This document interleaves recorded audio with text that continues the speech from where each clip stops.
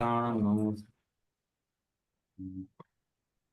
जानं बोलो ऐसा सावण यम भगवान वीरो मंगलम गौतमो गणी मंगलम कुंदबुंदाद्यो जय धर्मोस्तु मंगलम सर्वमंगल मांगल्यम सर्वकल्याणकारिकम प्रधानं सर्वधर्माणां जयनं जयते उषावाश्रमम् नत्वा इन्द्रं गतसर्दोषं सर्वदेवं हितदर्शिकम् श्रीजैन सिद्धांत प्रवेशिकेयं विरचते स्वल्पज्ञानताय कर्म स्वरूप को जान कर कर्म स्वभाव पहचान कर तत्व को भूल कर वैसे परिणाम सिद्ध भव्य महान।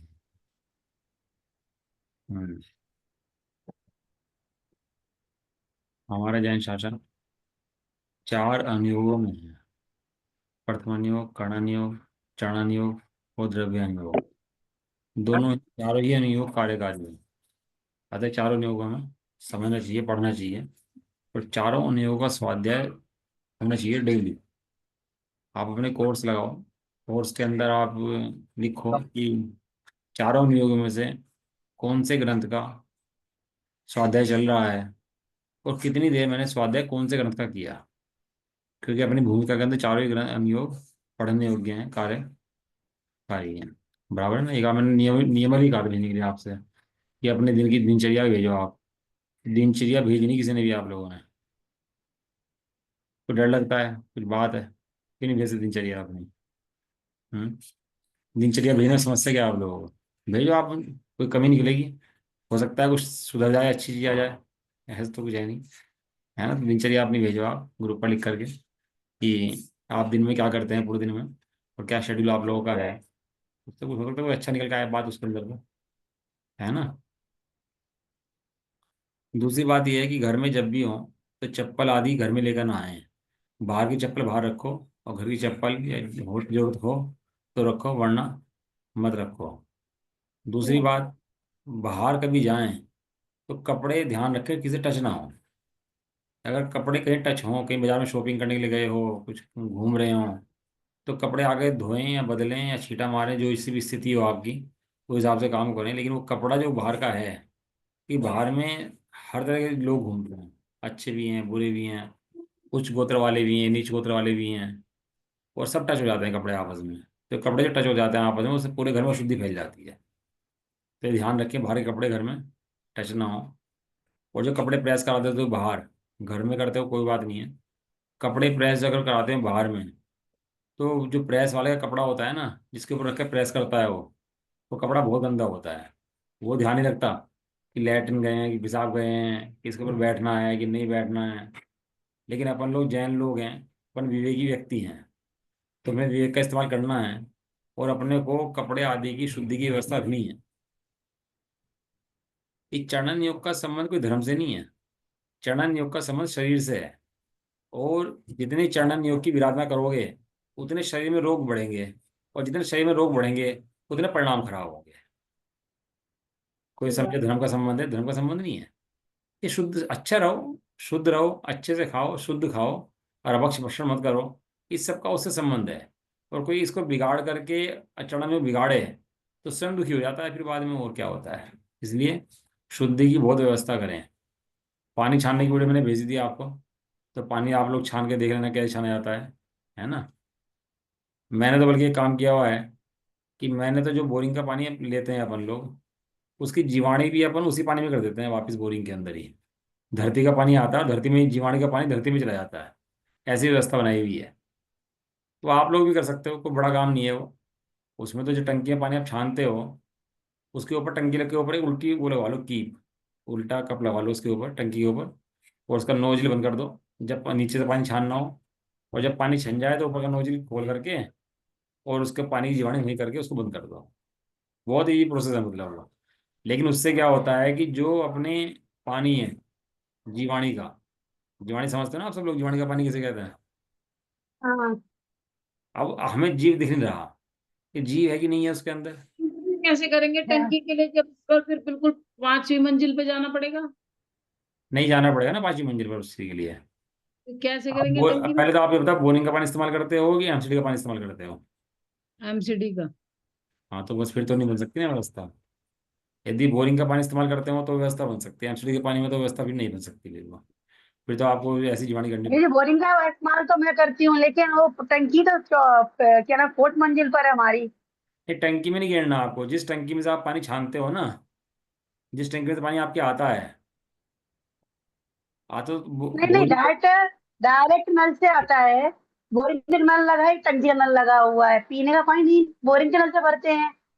और जो डेली यूज करते हैं टंकी का पानी यूज करते हैं, तो जीवानी वो कहाँ कैसे वो डालना। जो टंकी का पानी आप आ रहा है उसमें तो जीवाणु नहीं हो सकती, वो तो आ रहा है तो आ ही रहा है, वो तो हाँ कोई बात नहीं। जो बोरिंग का हाँ पानी आपका आ हाँ रहा है, आपने मोटर चलाया, हाँ पानी आ गया, हाँ मोटर बंद किया, हाँ पानी बंद हो गया। हाँ जब मोटर चलाते हो और पानी आता है, तो पानी जब ले लिया आपने तो मोटर बंद कर दो, तो पाइप में प्रेशर नहीं रहेगा हाँ। उसके अंदर, उस पानी को वापस पहुंचाना है उसी धरती में जहाँ से पानी आया है वो। आ जाएगा, वो तो अंडरग्राउंड है भैया, फर्श उसके अंदर, फर्श के अंदर है हमारा बोरिंग तो। हाँ कोई बात नहीं, फर्श के अंदर ही होता है बोरिंग, तो कहाँ होता है बोरिंग। मैं आपको उसकी फोटो भेजूंगा एक, आप देख लेना उस चीज को, है ना। हाँ थोड़ा तो चढ़ने हाँ, में ध्यान भेजना रखते तो हैं। समझ में आएगा। हाँ। और इसके अंदर एक चीज, सहन शक्ति बढ़ाएं, परिणामों के अंदर भी और शरीर के अंदर भी। संलेखना के अंदर दो चीज होती हैं, एक काया का संलेख, कायाकर्ष करना, और कषायकर्ष करना, दो चीजें होती हैं। काय संलेखना, कषाय संलेखना। इसी तरीके से अपनी सहन करने की शक्ति बहुत बढ़ाएं। उससे क्या होता है, शरीर के रोग भी दूर होते हैं, रोग की प्रतिरोधक क्षमता बढ़ती है शरीर की, अपनी क्षमता बढ़ती है, और शरीर भी ठीक रहता है उससे। और उससे चढ़ने भी पलता है हमारा, सारे काम ठीक होते हैं। इसलिए इससे सहन शक्ति बहुत बढ़ती है। कोई बहुत सी आदि बात घर में होती हैं, परिवारों में होती हैं, व्यापार में होती हैं, कोई कुछ कह देता है उल्टा सीधा, सो बातें आ जाती हैं, तो उसको उसको सहन करने की ताकत बढ़ाएं अपनी। शांत कैसे रहना उस काल के अंदर भी वो शक्ति अपने अंदर होनी चाहिए। दूसरी, शरीर के अंदर भी, खाना कम मिले, पीना कम मिले, हैं। मैं तो कह रहा हूँ, कोई बैठो ना, पंखे पंखे पे बैठ जाओ आराम से, देखो ना क्या दिक्कत है। जब शरीर भिन्न है तो कषाय किस बात की और फिर मच्छर काट काट के बुरा हाल कर देते हैं भैया। देखो, मैंने अब तक पंखा यूज नहीं करा अपने घर में अब तक भी। मैं बिना पंखे के सोता हूँ और बिना पंखे के रहता हूँ। अब भी बैठा हूँ तो पंखा नहीं चल रहा मेरा। ना मैं करता रहा, पूरी रात नहीं इस्तेमाल करता पंखा। दिल्ली में रहता हूँ मैं भी, और आपकी जैसी गृहस्थी में रहता हूँ, ऐसा नहीं गृहस्थी में नहीं रहता, आपको ऐसा ही रहता हूँ मैं भी। तो मच्छर लेकिन नहीं काटते तो? मच्छर नहीं काटते हो, काटते हो तो मच्छरदानी है ना अपने पास। हर समय तो मच्छर, मतलब अब जैसे मैं यहाँ बैठी हूँ, अब मैं, मतलब मच्छर काटे ही जा रहे हैं।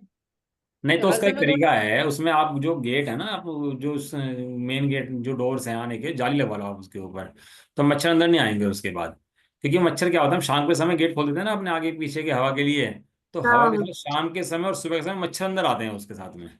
मच्छर हम जाली लोग क्या लगा लो ना। करते हम लोग क्या करते हैं कि वो मच्छर जाली लगाई हुई है तो उसको बंद रखते हैं। अपने को दिन में धूप निकल जाए अच्छी तो खोल लो उसको, 7 बजे खोल लो और 4 बजे बंद कर दो उसको, कोई दिक्कत नहीं, कोई मच्छर नहीं आएगा। ये शाम के समय और सुबह के समय खोल दोगे तो भयंकर मच्छर अंदर आ जाएंगे, क्या होगा, बैठना जीना आराम कर देंगे फिर मच्छर। फिर पंखे की बिना चल नहीं सकता, मैं बैठा हूँ यहाँ, मुझे मच्छर थोड़ा लग रहा है एक भी, तो मेरा पंखा भी चल रहा है, एक ही मच्छर नहीं लग रहा, कि मैं भी दिल्ली में रह रहा। क्यों नहीं लग रहा? क्योंकि हम ध्यान रखते हैं इन चीज़ों का। क्योंकि हमें पता है ना बैठना है ऐसे तो मच्छर लगेंगे, तो हम पहले से उसकी तैयारी कर लेते हैं इसलिए। मतलब पूरी रात बिना पंखे के सोते हो आप? हाँ तो क्या दिक्कत है, कोई परेशानी भी नहीं है इस चीज के अंदर, 2 4 दिन समस्या आती है, फिर कोई समस्या नहीं आती। अभी चलेगा, अभी तो 10 15 दिन 20 दिन चलेगा, उसके बाद एक टेबल फैन चलेगा 1 नंबर पर, फिर 2 नंबर पर चलेगा, फिर गर्मी निकल जाएंगी, फिर 10 15 दिन की गर्मी पीक रह जाएगी। जब बच्चे के पास जाके लेट जाऊंगा, जब गर्मी ज़्यादा पड़ेगी, तो उसको वो चल जाता है जीवन, ऐसे ही चला जाता है। फिलहाल अभी तक चल रहा है। उसमें ऐसी बात नहीं है, आप सहन शक्ति बढ़ा तो बढ़ सकती है, ऐसी कोई बात नहीं है, लेकिन धन्य सहन शक्ति क्या बढ़ानी आप चाहिए। गृहस्थी में रह के इतना करते हो, धन्य बहुत। दूसरी बात मैं बताता हूँ, गद्दों से टच नहीं होना। जो गद्दे घर में पड़े रहते हैं इनसे टच नहीं होना चाहिए कहीं भी। ये गद्दे जो है ना, सब गंदे पड़े रहते हैं, सब में जी पड़ा होता है। कम से कम कोशिश करो, महिलाओं के लिए तो खैर मुश्किल होता है बहुत ज़्यादा। गद्दे बच्चे होते हैं, सब होते हैं, पोता होती हैं, पोते होते हैं, सब बच्चे होते हैं, तो टच हो ही जाती हैं। ये ध्यान रखो, कम से कम टच हो, क्योंकि गद्दे से टच हुआ कपड़ा वो अशुद्ध हो जाता है बिल्कुल, फिर उससे परिणाम अशुद्ध होते हैं। बात कपड़े शुद्ध की नहीं है, बात परिणाम की अशुद्धि की है, उससे परिणाम अशुद्ध होते हैं अपने। तो ये ध्यान रखो, मैं टच गद्दे से टच नहीं होता, ना गद्दे पे लेटता, ना सोता, ना कहीं बैठता गद्दे के ऊपर, आदत ही नहीं है कहीं भी।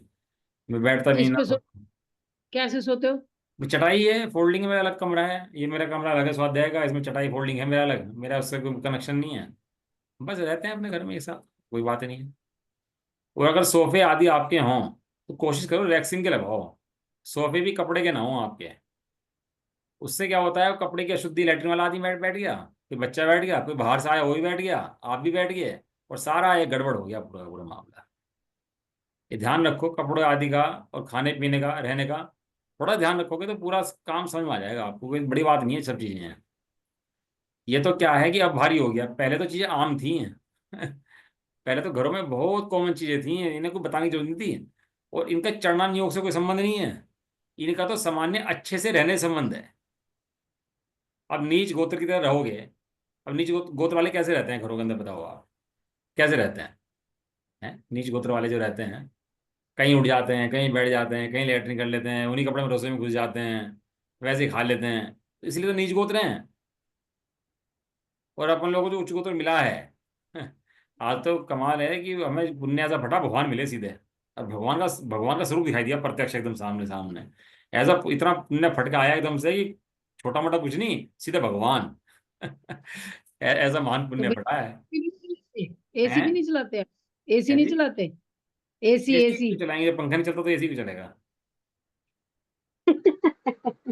तो पंखे यूज नहीं करते, ऐसे ही कहाँ से करेंगे? वो एक थे ना, वो पंडित जी कहने लगे रात को स्वाध्याय करते थे, तो लोग रात को आते नहीं थे, तो वो लोग कहने लगे भैया रात को क्यों नहीं आते, कहने लगे रात को पानी वानी पीते हैं ना हम, इसलिए नहीं आते। तो कहने लगे जी रात को पानी तो नहीं पीना चाहिए, तो अच्छी बात नहीं है, तो रात को पानी पीना, रात को पानी नहीं पीना कल से, कि ये नियम ले लिया पानी नहीं पियेंगे। अगले दिन फिर नहीं आए, कहने लगे जी अब क्यों नहीं आए, कहने लगे जी वो खाना खाया था ना हमने रात को, तो कुल्ला कर नहीं पाए, तो मुंह झूठा रह गया हमारा तो रात को खाना भी खाते थे और पानी भी पीते थे। लेकिन ये सब बातें अच्छी नहीं है, रात को खाना खाना, रात को पानी पीना, ये तो बड़ी विकट समस्याएं हैं। जैन कुल में जन्मे हो तो समाधि करने के लिए, मुनि बनने के लिए। जिस जैनी की मुनि बनने की, श्रावक बनने की भावना नहीं है, वो जैनी नहीं है, समय दृष्टि नहीं है।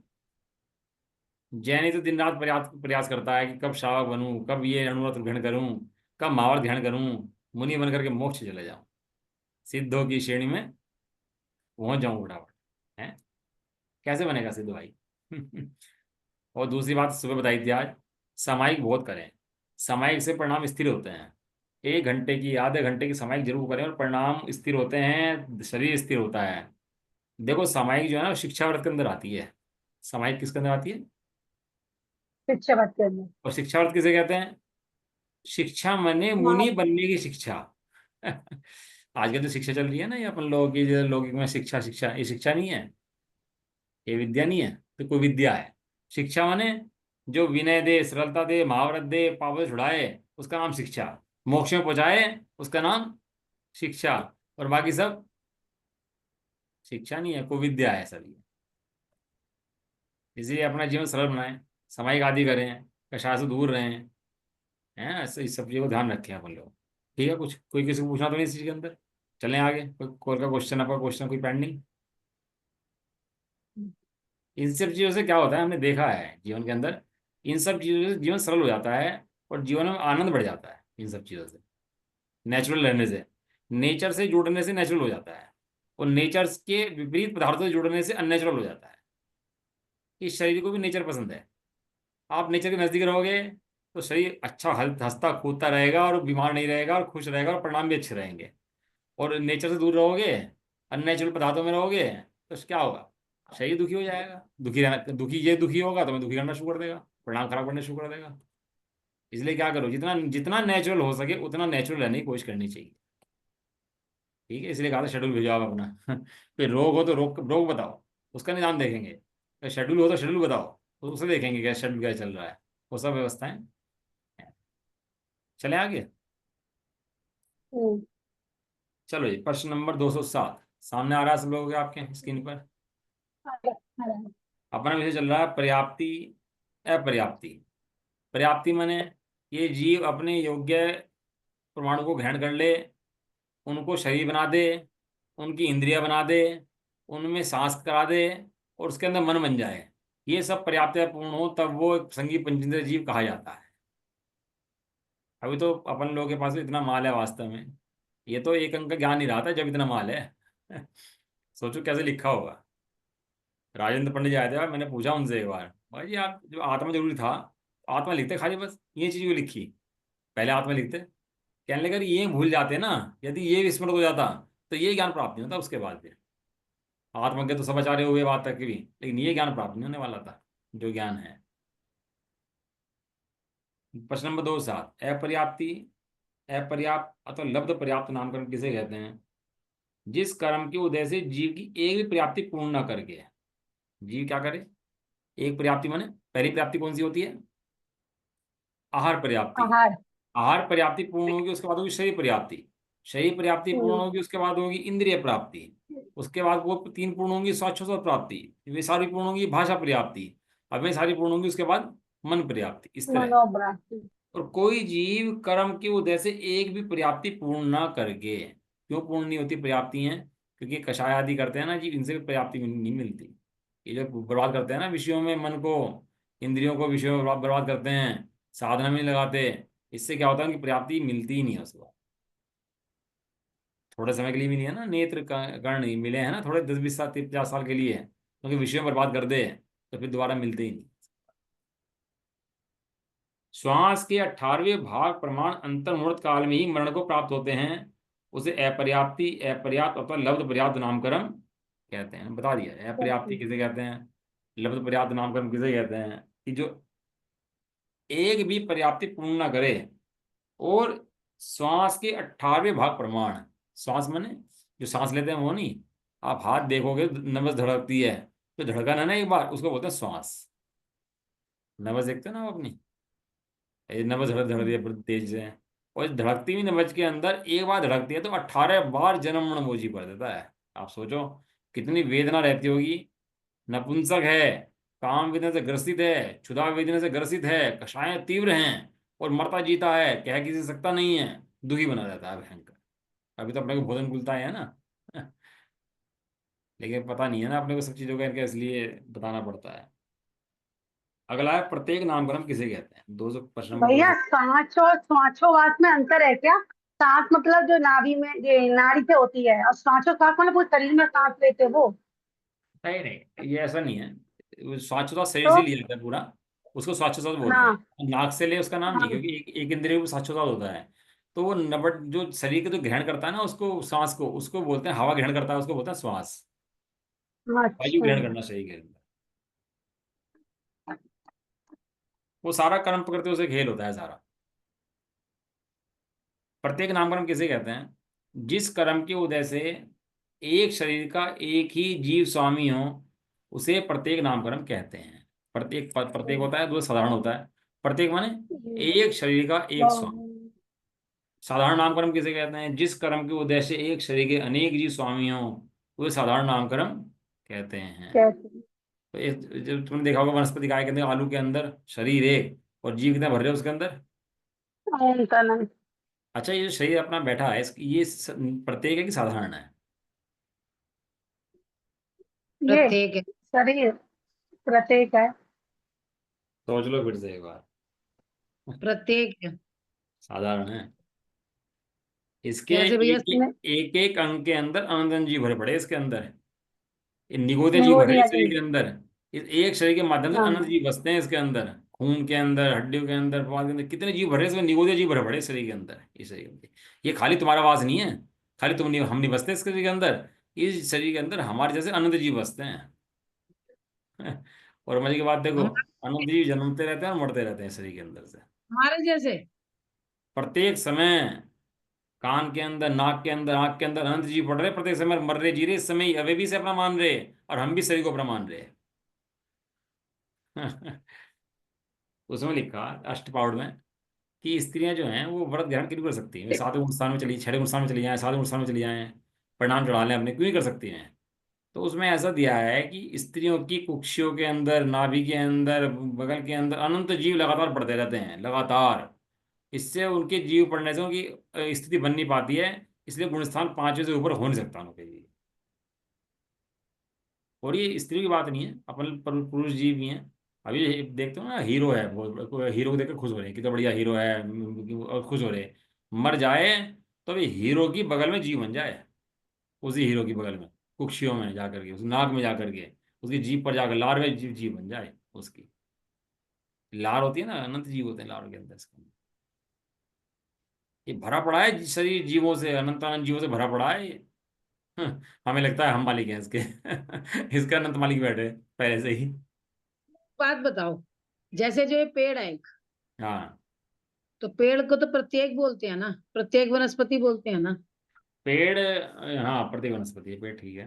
तो ऐसे तो जो पेड़ है उस पेड़ में भी अनंत अनंत जीव है, ऐसे तो एक एक पत्ते में अनंत अनंत जीव है, लेकिन वो तो कहलाएगा तो प्रत्येक वनस्पति ना। ऐसे ही मेरा जो शरीर है कहलाएगा तो मैं एक शरीर की एक मालकिन, ऐसे तो चाहे कितने भी जीव उसमें वैसे तो होते हैं। एक साथ अनंत जीव जी रहे मर रहे हैं उसमें, पेड़ के साथ। पेड़ का शरीर है ना, पेड़ का अंदर शरीर जो है, जो लकड़ लकड़ उसके अंदर है, उसके अंदर अनंत जी नहीं मर रहे जी रहे। जो नीचे की जड़ आदि है उसके अंदर अनंत जीव मर रहे जी रहे हैं। इसका राइटअप मैं व्हाट्सएप भेज दूंगा आपको, कि प्रत्येक नामकरण के अंदर और साधारण नामकरण के अंदर कौन कौन से जीव आते हैं और कौन कौन से नहीं आते हैं। मेन तो इसके अंदर वनस्पति डिवाइडेशन है। वनस्पति के अंदर जो घिया आदि हैं वे सब प्रत्येक हैं, और जो आलू आदि हैं वे साधारण वनस्पति हैं। बिल्कुल ठीक बात है आपकी। जब घिया तक तो एक प्रत्येक वनस्पति है, और हाँ। मेरा मनुष्य का शरीर हाँ तो बस ऐसा है ना, अब घिया खा सकते कैसे। हो आप, मनुष्य से नहीं खा सकते आप। घिया खा सकते हो ना आप। वो एक केंद्रीय तो जी वो नहीं होता ना, इसके मांस मांस लग के जाए तो। अंदर प्रत्येक समय अनंत जीव पड़ते हैं। ये मर बात जाए तो समझ भी अनंत जीव पड़ते हैं इसके अंदर। ये बात यदि समझ में ये आई। प्रत्येक होता, एक के माध्यम से एक जीव रहता, तो लोग इसको मार खा जाते और कहते कि प्रत्येक वनस्पति है। लेकिन मैं भेजता हूँ आपको, प्रत्येक का साधारण है, मैं आपको थोड़ा सा खुलासा करके भेजूंगा इसका, कि मनुष्य का शरीर कौन सा हो सकता है। मैं थोड़ा वर्क करता हूँ उसके ऊपर, होमवर्क करूंगा। फिलहाल तो मैंने आपके आईडी से बताया इस चीज़ को, कि ये क्योंकि प्रत्येक समय जीव मरते रहते हैं, इसलिए मैंने आईडी से बताया। फिलहाल तो ये प्रमाण चाहिए आपको, तो प्रमाण में देख के बताता हूँ आपको इसके। ठीक है जी ना। भैया। हाँ, आगे चलते हैं इसके अंदर। स्थिर नामकरण किसे कहते हैं? जिस कर्म के उद्देश्य से शरीर के धातु उपधातु अपने अपने स्थान पर रहते हैं, उन्हें स्थिर नामकरण रह कहते हैं। जैसे अपनी हड दांत हैं, कान है, आँख है, अपने अपने स्थान पर है ना, तो इनको बोलते हैं स्थिर नामकरण। और अस्थिर नामकरण, जिस कर्म के उद्देश्य से शरीर के धातु और उपधातु अपने अपने स्थान पर नहीं रहते हैं, उसे अस्थिर नामकरण कहते हैं। जैसे अपने मवाद है, पीव है, खून है, चलते रहते हैं ना, बदलते रहते हैं, इसे बोलते हैं अस्थिर नामकरण। ये सबके साथ होता है। ये नामकरण सब जीवों को लगा हुआ है। शुभ नामकरण किसे कहते हैं? जिस कर्म के उदय से शरीर के अवयव सुंदर होते हैं, शोभनीय होते हैं, उसे शुभ नामकरण कहते हैं। अच्छे लगते हैं भैया, तो नाक सुंदर हैं वो, कान सुंदर हैं, सब सुंदर हैं इसके। तो किस नामकरण के उदय से है? वो शुभ शुभ नामकरण। नामकरण के उदय से है। और शुभ नामकरण किसका है? पुद्गल का है, जीव का नहीं है। नहीं है। अशुभ नामकरण किसे कहते हैं? जिस कर्म के उदय से शरीर के अवयव असुंदर अशोभनीय होते हैं, उसे अशुभ नामकरण कहते हैं। क्या है कि वो शरीर के सुंदर नहीं होते। बहुत सा व्यक्ति देखो कुबड़ा है, कोई कैसा है, कोई किसी के आंख नाक सही नहीं है, टेढ़े मेढ़े हैं, वो कौन सा है? वो अशुभ नामकरण है। ठीक है। इसके बाद आता है शुभग नामकरण। जिस कर्म के उदय से दूसरे जीव मुझसे प्रीति करते हैं, उसे शुभ शुभग नामकरण कहते हैं। और दुर्भग नामकरण किसे कहते हैं? जिस कर्म के उदय से दूसरे जीव मुझसे अप्रीति करते हैं, उसे दुर्भग नामकरण कहते हैं। एक शुभग नामकरण है, एक दुर्भग नामकरण। और चारित्र मुनिया के अंदर एक कर्म है रति, एक है अरति। रति माने प्रीति करना, अरति माने अप्रीति करना। ऐसे ही यहाँ पर आया प्रीति करना, अप्रीति करना। वहां जो चारित्र मुनि के अंदर है, मैं दूसरे जीवों से प्रीति करूं उसका नाम रति, और दूसरे जीवों से अरति करूं उसका नाम अरति। यहाँ पर क्या है? दूसरे जीव मेरे से रति करें उसका नाम सुभग, और दूसरे जीव मेरे से अप्रीति करें उसका नाम दुर्भग। दुर्भग। हाँ, थोड़ा फर्क आ गया इसके अंदर। भैया मैं यहाँ कुछ एक क्वेश्चन पूछना चाह रही थी, हाँ बोलो। कि जैसे इसमें बताया कि भाई जो दूसरे जीव मेरे से प्रीति ना करें उसका नाम दुर्भग, और जो प्रीति करें उसका नाम सुभग। तो हाँ। जैसे एक समय में ऐसा होता है कि कई तो मुझसे प्रीति करते हैं और कई मेरे से प्रीति नहीं करते, तो हाँ, फिर मेरे कौन नामकरण का उदय है? दोनों दो चल दो रहे हैं साथ नामकरण में। साथ है क्या? दोनों साथ चल रहे हैं, दोनों अच्छा, दोनों साथ चल ठीक है। सकते हैं। अब कोई बड़ा नेता है, मोदी जी हैं, अब उनके पूरा देश थोड़ा सपोर्ट में है, बहुत से लोग विरोध में हैं, बहुत से लोग सपोर्ट में हैं, तो उनके दोनों ही तरह की प्रकृति चलती रहती है मुद्दे में, ऐसा। अगला प्रश्न है, सुस्वर नामकरण तो किसे कहते हैं? जिस कर्म के उदय से स्वर अच्छा होता है उसे सुस्वर नामकरण कहते हैं। और दूसरा नामकरण किसे कहते हैं? जिस कर्म के उदय से स्वर अच्छा नहीं होता है उसे दूसरा नामकरण कहते हैं। दो तरह के नामकरण हैं, गला अच्छा है, कोकिल कंठ है, मधुर वाणी है, वो सब किस कर्म के उदय से है? सुस्वर नामकरण के उदय से है। तो उसका ये तो बोली अच्छी है, लेकिन बोल कैसा है? बोल तो वैसा होगा जैसे परिणाम होंगे, विनय की भाषा, मृदु भाषा, हित की भाषा, मित की भाषा, प्रिय भाषा, उसका संबंध इससे नहीं है, उसका संबंध चारित्र मुनि कषाय से है। यहाँ तो गला अच्छा है, बस इतनी बात है उसके, गाना उसका अच्छा रहता है, इतनी बात है। किसी का गाना अच्छा हो सकता है और चरित्र खराब हो सकता है उसका। गला अच्छा है लेकिन उसके चरित्र खराब है, लड़ता है सबसे बैठ करके। तो उसका मतलब यहाँ पर केवल इतना ही है कि गला अच्छा मिल गया है, अच्छा गाता है, तो लोग मंत्रमुग्ध हो जाते हैं और देखकर खुश हो जाते हैं उसकी आवाज सुन करके। देखो, शुभ अशुभ नामकरण ने दिखाया उसका रूप सुंदर है, रूप असुंदर है। इसने क्या दिखाया कि स्वर अच्छा है, स्वर बुरा है। एक एक इंद्रिय का संबंध किससे है? वो कर्मों से है। कर्म से जैसे कर्म होते हैं वैसे परिणाम चलता अपना रहता है। रहता है। हाँ। अगला है, बड़ा आदेय नामकरण किसे कहते हैं? जिस कर्म के उदय से कांतिमान शरीर उत्पन्न होता है उसे आदेय नामकरण कहते हैं। अनादेय नामकरण किसे कहते हैं? जिस कर्म के उदय से कांतिमान शरीर नहीं होता है उसे अनादेय नामकरण कहते हैं। नीचे परिभाषा दी है धवला जी की इसके अंदर, नोट नंबर 1 में दी है। जिस कर्म के उदय से संसारिक जीवों में बहुमान्यता उत्पन्न होती है, लोग पूजा करते हैं, उसे आदेय नामकरण, और उसके विपरीत भाव को उत्पन्न करने वाले अनादेय नामकरण कहते हैं। क्या होता है? एक तो यश होता है, एक आदेय होता है। यश माने प्रसिद्धि फैल गई, लेकिन बहुत से व्यक्ति प्रसिद्धि फैलती है और पूजा भी होती है लोग के अंदर। आप देखना, बहुत से लोग की प्रसिद्धि तो होती है लेकिन पूजा नहीं होती। एक स्वामी जी थे, एक डॉक्टर साहब, दो दो थे ना, दो ही चले गए ना। स्वामी जी का यश भी था और आधे प्रकृति भी थी। उनकी तो लोग पूजा करते थे ना, बड़े पंडित की आधे प्रकृति थी, लेकिन बड़े पंडित डॉक्टर साहब की आधे प्रकृति नहीं थी, यश प्रकृति थी। ऐसे सब जीवों के साथ है। तो आधे प्रकृति यश प्रकृति, आधे माने लोग पूजा करने लगे थाली में दीवे लेकर के, और भगवान मानने लगे हैं, गुरु मानने लगे हैं, उसको बोलते हैं आधे प्रकृति। चरणों में गिर जाएं, अपना समर्पण कर दें। और यश प्रकृति माने कि यश फैल जाता है, उसका नाम यश प्रकृति है। दोनों प्रकृति में फर्क है थोड़ा। ठीक है, समझ में आ गया? क्लियर है? अनादि भाई माने अपयश। कांतिमान माने मतलब पूजा करना है, शरीर में जो कांति होती है उसका मतलब है। हाँ, मतलब शरीर का ऐसा उसका वो परिणाम हुआ है कि लोग उसकी पूजा करने शुरू कर देंगे, उसके अंदर एक विशेष भाव पैदा हो गया, उसके अंदर पूजा पूजनीय का, वो पूजनीय पुरुष हो गया वो लोग के अंदर। ऐसा। अच्छा। हाँ। और एक कर्मों का उदय होता है, सब देखो कमाल का था, उन्हें मांग तू चारे को 7 तालों के अंदर बंद कर दिया, और 7 तालों के अंदर बंद करके बैठा दिया। लेकिन वो जानते थे ये जो है 7 तालों में बंद करना, ये कौन सा उदय है? ये नाम कर्म का उदय है, ये मेरा उदय नहीं है। 48 ताले थे ना भैया जी। 48 ताले, हाँ, 48 ताले बोल हाँ। दिए। वो जानते थे उस समय कि ये जितने ताले बंद हो रहे हैं, आधे है, अनादे है, शुभ है, अशुभ है, सुभग है, दुर्भग है, स्वर है, दुस्वर है, आधे है, अनादे है, ये सब किसके उदय हैं? नाम अभी अपने कर्म। अपयश हो जाए लोग के अंदर तो कितना खेद हो जाएगा चित्त के अंदर। और जैन धर्म ने एक छोटा सा गणित दे दिया, भैया अपयश नाम का कर्म बैठा हुआ है, वो उदय में आया है, इसलिए अपयश हुआ है। तो कब तक रहेगा? हम्म, कि जब तक उस अपयश तो कर्म का उदय रहेगा तब तक रहेगा। कब चला जाएगा? जिस समय अपयश कर्म चला जाएगा उस समय चला जाएगा। तू व्यर्थ खेदहीन मत हो, तू चित्त को अपने खराब मत कर। तेरे हाथ में नहीं है ना भाई, तेरे हाथ में हो तो तू खूब चित्त खराब कर। तो मरता है ना तो रोते हैं, तो उसे रोते हुए कहते हैं भैया तू क्यों रो रहा है? तेरे रोने से जिंदा हो तो तू रो, खूब रो। और तू मत रो, हम भी साथ रोते हैं तेरे, यदि जिंदा हो सकता हो। लेकिन जिंदा होने की व्यवस्था तो है नहीं, और तू रो के अपने परिणाम खराब करता है और अपने नए कर्म बांध लेता है, इसलिए रोना व्यर्थ है। मरे हुए के लिए रोना व्यर्थ है। हमारे जैन धर्म में समझ लेना भैया, कोई अपना सगाई मर जाए तो आंखों से आंसू ना आए, ऐसा कटक कठोर जैन धर्म होता है। कठोर है मतलब ये अत्यंत करुणा है जीव के प्रति, अपने जीव के प्रति करुणा है, कि वस्तु स्वरूप जानता है जीव का ट्रांसफर हुआ है, जीव मरा नहीं है ये। और जितने रोते हैं ना वे जीव को नहीं रोते, वे अपने स्वार्थ को रोते हैं वास्तव में। अब देख लेना, मेरा मेरा चला गया, मेरा क्या होगा, मेरा ये कैसे होगा, मेरा ये कैसे होगा। कोई ये कहता है कि तेरा क्या सही होगा, तू कहाँ गया, सही सही। तेरे जीव का क्या हुआ होगा। इसलिए समझना भैया, ये सब कर्मों का मेरा खेल है, अपना कुछ भी खेल इसमें नहीं है। मेरा न्यारो भावना कर्म में है ना न्यारो भैया जीव जी, हैं?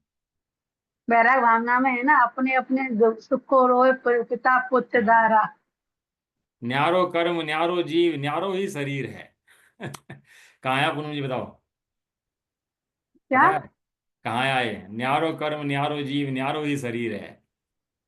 ये मैंने उसमें पढ़ा। है ना वो, अ, जो उन्होंने समय सारणी के ऊपर वो लिखी है वो। समय साम नाटक। हाँ, समय सार नाटक में आया है ना, न्यारो कर्म न्यारो जीव न्यारो शरीर। याद है?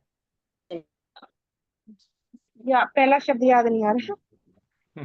याद आ जाए तो बता देना, अभी मुझे भी याद नहीं आ रहा। जैसे राज हंस के बदन के सपर सत, देखिए प्रगट न्यारो जीव न्यारो नीर है।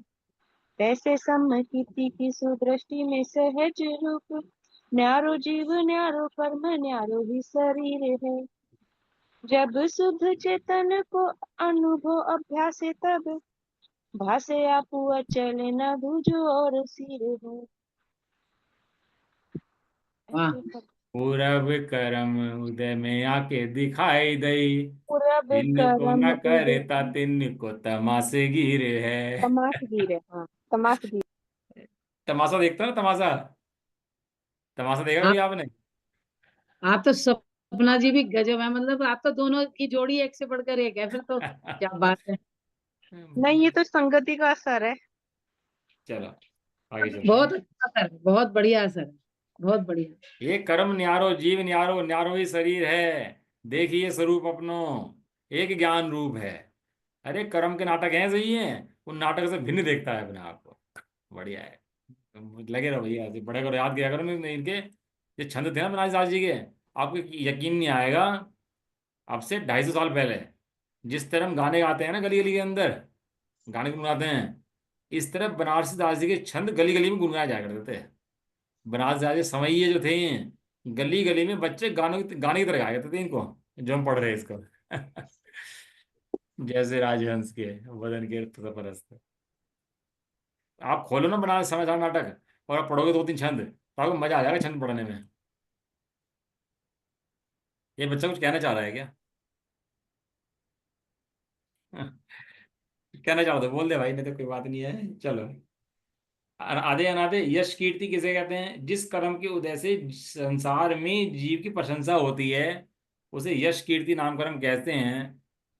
और आयश कीर्ति नामकरण किसे कहते हैं? जिस कर्म के उदय से संसार में जीव की प्रशंसा नहीं होती है, उसे अयश कीर्ति नामकरण कहते हैं।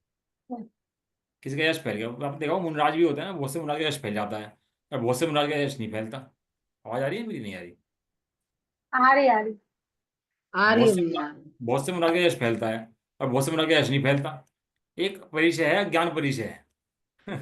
मुनिराज अज्ञान परिचय जय करते हैं। ज्ञान परिचय क्या होता है? कि मुनिराज को ज्ञान ही नहीं हो रहा, वो ज्ञान बढ़ ही नहीं रहा बिल्कुल भी, तो भी उन्हें दिक्कत नहीं है कि मेरा ज्ञान नहीं बढ़ रहा। क्यों? क्योंकि जानते हैं मैं परिपूर्ण ज्ञान वाला हूँ। और ये जो ज्ञान बढ़ता है ना घटता है, ये क्षयोपशम ज्ञान है। इसका प्रभु संबंध के कर्मों से मुनिराज। है, इसका संबंध कर्मों से है। बड़ा गजब गणित है ये। यश प्रकृति, अपयश प्रकृति, आधे प्रकृति, है ना, एक एक का स्वरूप समझ ले, तो कर्मों से निर्भर हो जाए। तो यश आ गया तो किसका? कर्मों का। और अपयश आ गया तो किसका? कर्मों का। सब कर्मों का है भाई। अगला है, लास्ट प्रश्न पढ़ लेते हैं आज का। तीर्थंकर नामकरण किसे कहते हैं? जिस कर्म के उदय से तीर्थंकर पद प्राप्त होता है, उसे तीर्थंकर नामकरण कहते हैं। समोषण रचेंगे, इंद्र आएगा, सेवा करेगा, कुबेर आएगा, समोषण बना देगा, इंद्र सेवा करेंगे। ये सब किसका खेल है? ये तीर्थंकर कर्म प्रकृति का खेल नप- है। तीर्थंकर कर्म प्रकृति का खेल है सारा सारा। इसको भी ज्ञानी नाटक देखते हैं, तीर्थंकर कर्म को भी नाटक में देखते हैं, कर्म को दे जानते हैं, और अपने स्वभाव ज्ञान स्वभाव से भिन्न जानते हैं। ऐसा। अब आगे की जो कर्म है ना, वे अपने आगे बढ़ेंगे। ये जो है ना, आप समझो कर्णनी में पढ़ रहे हैं, ये कर्णनी में पढ़ रहे हैं, हम इस कर्णनी में आधा पढ़ रहे हैं। आत्मा कैसे पढ़ रहे हैं? एक एक कर्म से भिन्न आत्मा दिखा रहे हैं। जहां एक पक्ष आत्मा का नहीं है वहां कर्म पढ़ ही नहीं रहा है। वहां कर्म कब पढ़ रहा है? जब एक पक्ष में उसकी आत्मा खड़ा हुआ है। यहाँ पर बाजार में भाई साहब टिकट भी लेता है ना फिल्म का, कोई कुछ सामान भी लेता है बाजार से, तो अच्छा छांटता है, अच्छा कोई अच्छा मिले और अच्छा मिले और अच्छा मिले, बाजार में अच्छा देखता है हर चीज। और यहाँ तो सुंदर जैसा से मिला है, इसे पढ़ के समझता नहीं है, पढ़कर सुनकर नहीं समझता। यही एक आश्चर्य महान, बड़े बड़े ने लिखा। इसे अपने हित का मौका मिला है, उसके बाद भी ना समझे, तो इससे बड़ा आश्चर्य जगत के अंदर दूसरा है नहीं। नहीं। हाँ, चलो बाकी चर्चा इसकी। कितने प्रश्न हो गया भैया अपने? 221 हो गया ना? 21। तो भैया टाइम अभी 9 बजे है भैया। टाइम 40 मिनट हो गया ना आप लोगों के? पढ़ लेते हैं दो तीन और, कोई बात नहीं। 222, गोत्र कर्म किसे कहते हैं? जिस कर्म की उदय से नीचे करते हैं। जिस कर्म की उदय से उच्च गोत्र या नीच गोत्र या कुल का व्यवहार होता है उसे गोत्र कर्म कहते हैं। जगत के अंदर दो कुल होते हैं, उच्च गोत्र होते हैं, नीच कुल होते हैं। नीच कुल माने नीच आचरण करे उसे कहते हैं नीच गोत्र, और उच्च आचरण करे उसके बोलते हैं उच्च गोत्र। अब इसके अंदर कोई सोचा हम तो जैन ही हैं, हम तो उच्च ही रहेंगे, ऐसा नहीं। कोई वो हीन आचरण करेगा तो वो भी नीच कुल वाला हो जाता है। हमारे यहाँ तो पहले 10 से 20 से होते थे। खतौली में क्या हुआ हमारे यहाँ, पहले खतौली में क्या पूरे क्षेत्र में हो गया 10 से 20 से। तो उन 10 से 20 में क्या हुआ कि जो हीन आचरण करते थे उन्हें अपन लोग समाज से बाहर कर देते थे। अब ये हमारे समाज का नहीं है, अब ये हमारे से अलग रहेगा। वो 10 से बोलते थे उनको, 10 ने अपना मंदिर अलग ही बना दिया पूरा का पूरा, फिर जैन मंदिर। और बहुत से 10 से तो बिस्नी बन गए। फिर वो वर्णी जी आए, वर्णी जी ने पूरे क्षेत्र में घूमे, अपने सहारनपुर और इधर अपने हरिद्वार बेल्ट पे पूरी पे घूमे। जब सबको एक करा उन्होंने, वर्णी जी ने घूम घूम के। वर्णी जी ने बहुत काम करा अपने जैनियों के लिए वास्तव में। गणेश प्रसाद जी, बड़े वर्णी जी, गणेश प्रसाद जी वर्णी ने बहुत काम किया अपन लोगों के लिए, है ना। तो ऐसे नीच गोत्र वाला तो नीच गोत्र रहेगा, वो उच्च गोत्र कभी नहीं बन सकता। उच्च कार्य भी करे लेकिन इस नाम कर्म की वजह से वो नीच गोत्र ही रहेगा। भले उच्च गोत्र का वाले काम कर ले, समझ प्राप्त कर ले, तभी गोत्र कौन सा रहेगा उसका? तो भी नीच गोत्र रहेगा। क्यों? क्योंकि नीच गोत्र वाला गुण स्थान प्राप्त करे तो कौन सा गुण स्थान प्राप्त कर सकता है? कि ज्यादा ज्यादा नीच गोत्र वाला 5 गुण स्थान में जा सकता है, उससे ऊपर नहीं जा सकता। कोई सोचे मुनि बन जाओ और मोक्ष बन जाओ, ऐसा नहीं हो सकता। क्यों? जैसे स्त्री हैं, नपुंसक हैं, तिर्यंच हैं और ये नीच गोत्र हैं, ये जो जीव हैं ये पंचम गुण स्थान से ऊपर जा नहीं सकते। और नरक वाले हैं और देव वाले हैं, ये चौथे गुण स्थान से ऊपर जा नहीं सकते। समझ में आ गया आपको कौन किसके गए? नरक देव वाले चौथे से ऊपर नहीं जा सकते। ये तिर्यंच, नपुंसक, नपुंसक, स्त्री, स्त्री, एक और बताया था आपको, नीच गोत्र। नीच कुल, नीच कुल, नीच गोत्र, ये गोत्र। चार जो लोग हैं ये पंचम गुण स्थान से ऊपर नहीं जा सकते, कोई 5 में जा सकते हैं बस। लेकिन अपने आज आर्य क्षेत्र का जो पुरुष है, जो पुरुष है वो उच्च गोत्र वाला है, वो मुनि बन करके आगे बढ़ सकता है, लेकिन वो पंचम काल के अंदर 7वें गुण से ऊपर नहीं जा सकता। उसकी भी सीमा इतनी है, ऐसा है। गोत्र क्रम के कितने भेद हैं? गोत्र क्रम के 2 भेद हैं, उच्च गोत्र और नीच गोत्र। दो वो है ही, बताइए आपको उच्च गोत्र नीच गोत्र। और नीचे जो वर्णन दिया है ना इसका तीर्थंकर का, वो सब आप पढ़ लेना अपने आप, वो सब सिखा दिया मैंने आपको, और वो सब पढ़ लेना क्योंकि एग्जाम में नहीं आएगा ये सब। ये जितने भी नीचे फुटनोट दिए हुए हैं ना एग्जाम में नहीं आएंगे, कल मेन परिभाषा एग्जाम के अंदर आपके आने वाली है इसके अंदर, है ना। प्रश्न नंबर 224, उच्च गोत्र किसे कहते हैं? गोत्रगण किसे कहते हैं? जिस कर्म के उदय से लोकमान्य गोत्र या कुल में जन्म होता है उसे उच्च गोत्र कर्म कहते हैं। देखो उच्च गोत्र कर्म की परिभाषा कर दी कि यहाँ तो ये कहता है जन्म हो गया तो उच्च गोत्र वाला हो गया भैया। कोई भी पैदा हो गया तो कौन है वो? उच्च गोत्र वाला है। और जो जिस जिस कर्म की वजह से लोक निंदे गोत्र या कुल में जन्म होता है उसे नीच कुल नीच गोत्र कहते हैं। इसके नीचे लास्ट में कारण भी दिए इसके, तत्वार सूत्र का 6 नंबर अधिकार है, 6 ही है ना, अधिकार नंबर 6 है।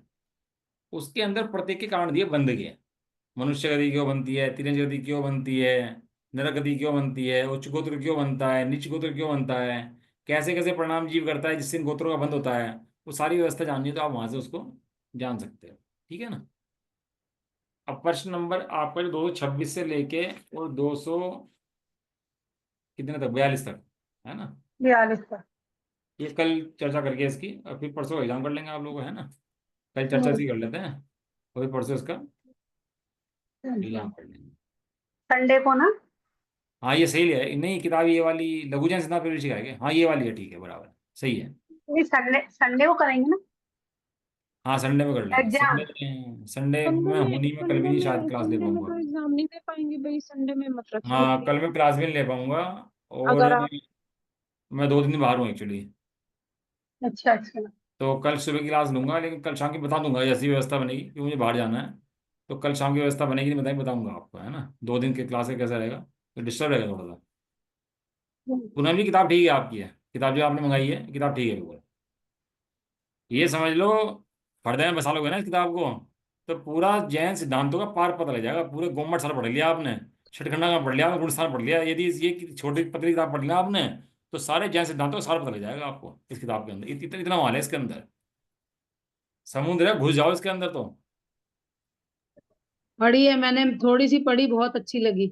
लेकिन आप इसको लिख के और एक एक परिभाषा के ऊपर अभ्यास करो, इसके परिभाषा के ऊपर कि ये द्रव्य गुण पर्याय 6 गुण अस्तित्व गुण प्रतिविशेष गुण एक द्रव्य, इनके ऊपर प्रयास करोगे तो तत्व विचार पूर्वक समय दर्शन प्राप्त हो जाता है इससे ही। ये विधि है समय दर्शन प्राप्त करने की। ये ध्यान से खोलो, ये बस हाथ में लगा लो इसको, ये संसार से पार उतारने की नौका है, ये समझो आप बस। ठीक है, चलो। निधि भैया निधि, ये रति और रति का आपने क्या बताया था? रति और रति तो कषाय होती है ना, चारित्र होनी के अंदर 9 कषाय हाँ कहते हाँ, होते नो थे ना। कटाए का, हाँ। तो उसमें से रति मतलब राग करना, अरति माने द्वेष करना। हाँ रति माने दूसरे जीवों से राग करना, अरति माने दूसरे जीवों से द्वेष करना, उसका नाम रति द्वेष अरति होता है। करना। वो चारित्र होने करके पकड़ती है। हाँ हाँ, नो कटाए का।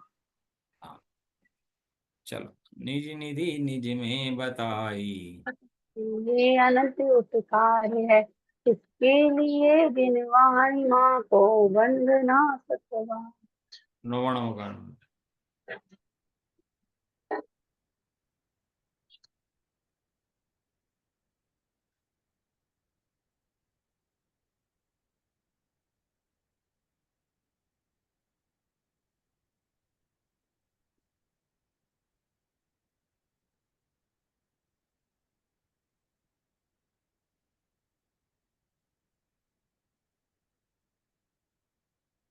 जय भरद्वासिनी वाणी माता की, जय हो। महान जैन धर्म की। जय जय हो। हो। एक साथ बोलिए, जय जिन। जय जय जय। जय जी। क्लास एंड कर दो। जय जी। जी अंग्रेजी।